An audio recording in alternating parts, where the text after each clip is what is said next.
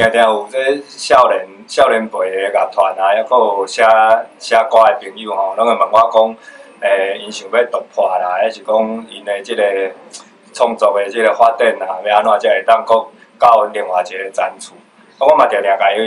甲伊即个建议，其实因若来去听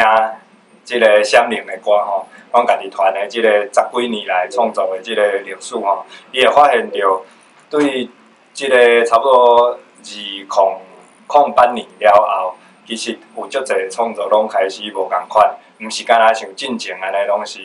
较metal的即种形式。你伫即个歌曲内底，你搁较会听到足侪台湾的即个元素伫内底。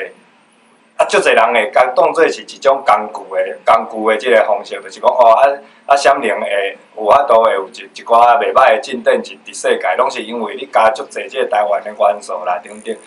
我感觉你若干若看到即个表面啊，其实你就会足歹突破。其实你是转来看，其实是因为阮对母语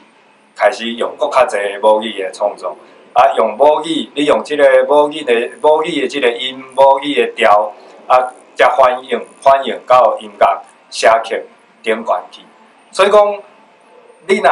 因为安尼，你自然你就会愈来愈侪台湾的元素入去。啊，尤其即个外国人，也是讲听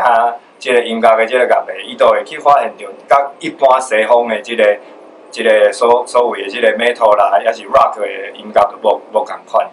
所以讲，我定定会鼓励遮个少年辈的写歌的朋友吼，做音乐的朋友，你先去找你即个心内上深的即个感情伫倒位。啊，迄个上深的感情，音乐其实是甲音乐调拢足有关系，所以讲甲母语拢足有关系。你转来讲母语，啊，甲即个亲戚朋友讲愈侪母语，其实就会去反映到你的即个写歌的迄个习惯。会去改变你规个对创作的即个